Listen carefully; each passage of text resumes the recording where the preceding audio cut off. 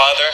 At ngayon po mga kababayan, sa pagpapatuloy ng ating pong pasasalamat sa araw na ito, meron po tayong espesyal na panauhin na makakasama natin at maghahati din po ng mensahe ng kanyang pasasalamat.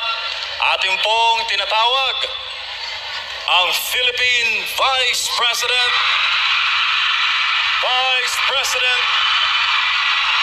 Sara Zimmerman Duterte.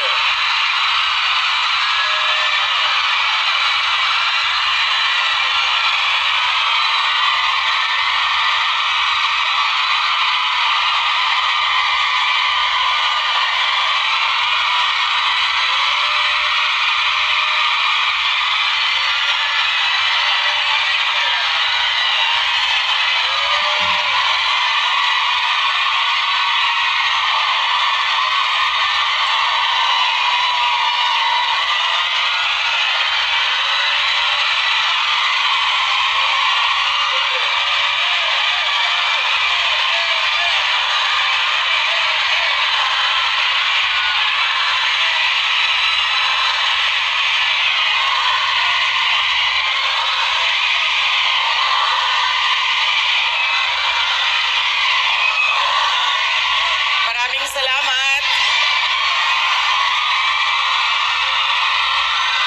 Magandang umaga sa inyo lahat. Maaari po siguro muna kayong maupo.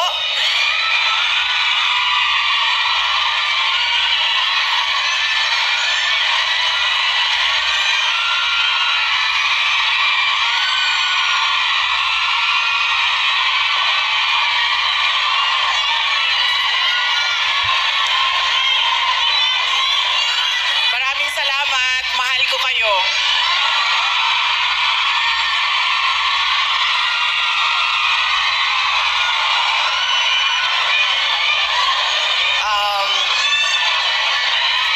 Upo muna siguro para yung mga nasa likod makakita din.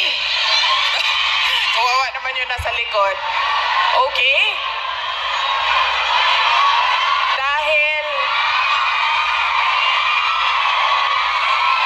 Dahil kayo ay sumisigaw ng Duterte, suspended na kayo lahat bukas.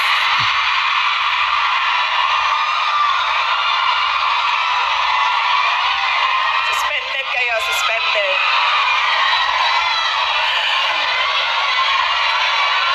Joke lang.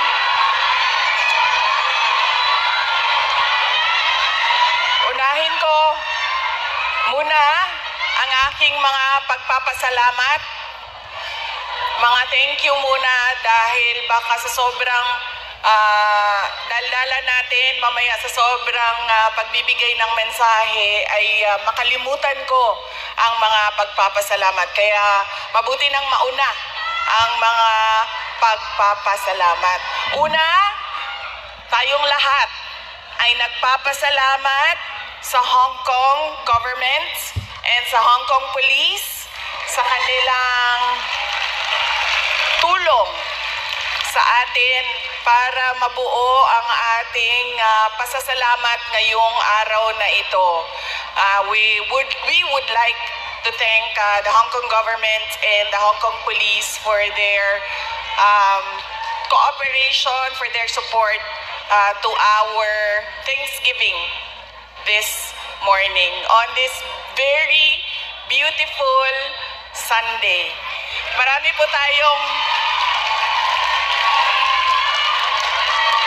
tayong mga kababayan na nandoon sa labas at lahat ng mga first timer na nakakita sa akin.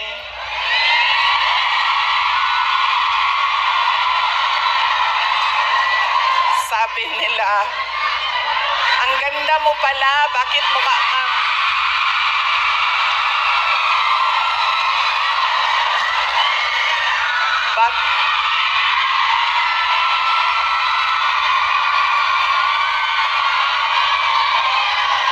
Ay, Macau, hello, maraming salamat. Okay, sabi niya, ang ganda mo pala, bakit mukha kang...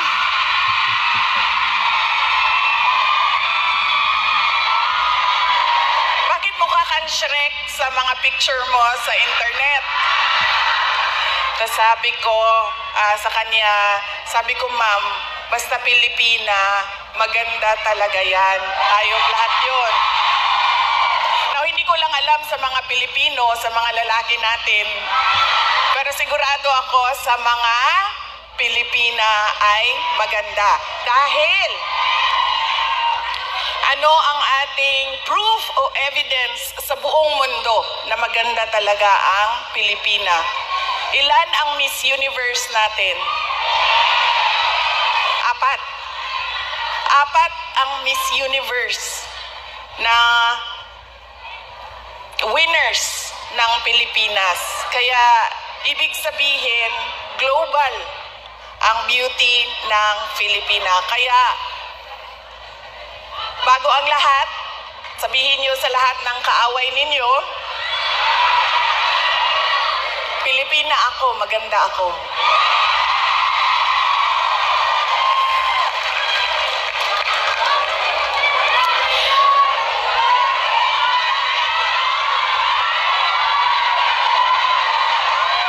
Sabi natin, di ba?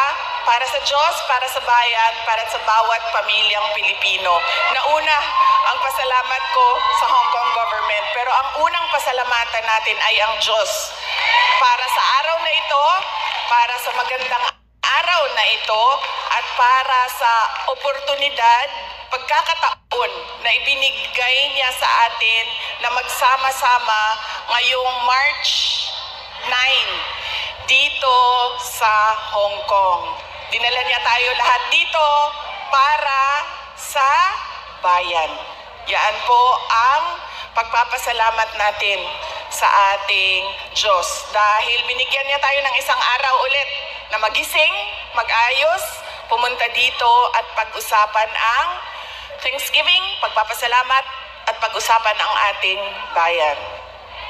Ang sunod na pagpapasalamat ko ay hindi ko isa-isahin yung mga pangalan dahil baka may hindi ako mabanggit at magtampo. So, isa-isahin ko lang ang mga grupo na kailangan natin pagpasalamatan. Unahin ko muna ang Kingdom of Jesus Christ.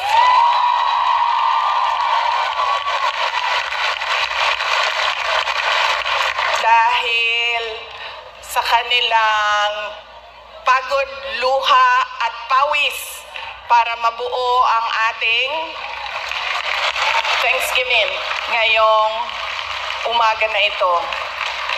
Ang sunod na kailangan natin pagpasalamatan kailangan ko pagpasalamatan ay kayong lahat, mga kababayan namin, mga kababayan namin dito sa, ang iba galing pang Pilipinas, marami tayong mga bisita na galing Pilipinas, galing Hong Kong, galing Macau, meron pang galing sa China at merong galing Japan.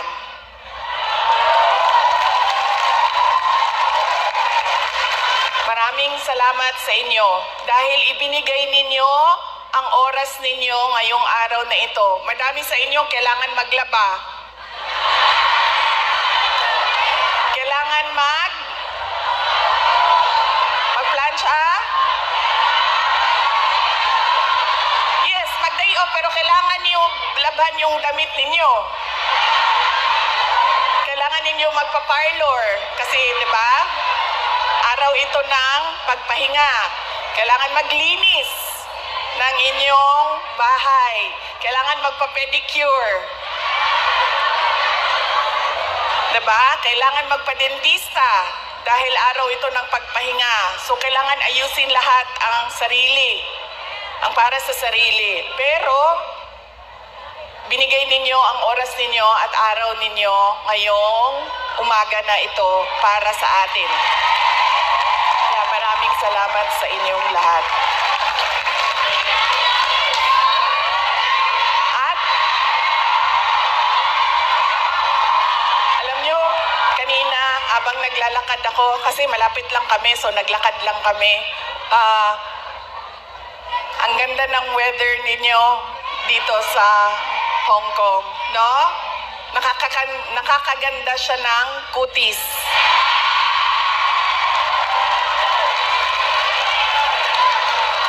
Anong sabi namin na nakatira sa Pilipinas at yung mga nakatira sa mga kababayan natin sa Middle East? Sana all malamig ang tinitirhan. Sana all maganda ang kutis.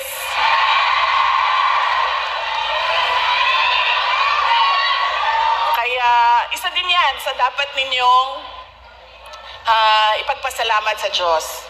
Nandito kayo sa lugar na hindi magulo, maganda ang klima, at lalong-lalo na nandito kayo dahil meron kayong hanap buhay. Hindi natin gusto na umalis ang ating mga kababayan sa Pilipinas.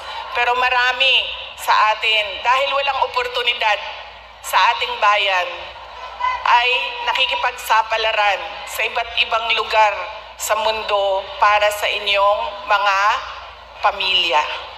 Kaya yun ang sunod natin na pagpasalamatan, yung ating mga mahal sa buhay. Bawat pamilyang Pilipino, kailangan natin magpasalamat sa kanila dahil binibigyan nila tayo ng lakas, sinusuportahan nila tayo, at tinutulungan nila tayo sa ating pakikipagsapalaran sa ibang lugar. Ayaw nila na umalis kayo, ayaw nyo rin na iwanan sila.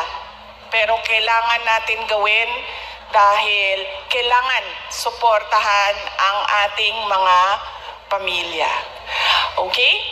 Pagpapasalamat ulitin ko sa Diyos, sa Hong Kong government, Hong Kong Police, sa KOJC, sa inyong lahat, mga kababayan namin na nandito, at syempre kailangan natin pasalamatan ang PDP laban.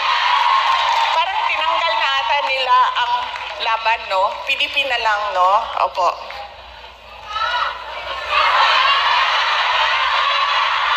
Ha? Okay, suka. May dala sila para sa inyong lahat. Inutusan silang bumili ng suka. Nagdain taon silang sinamak. Sa gusto. Nagdala po sila og pinakurat. Kinsay gusto. Okay. Bagay na sa lechon Macau og pinakurat. Kaganina bitaw naglakaw ko dito.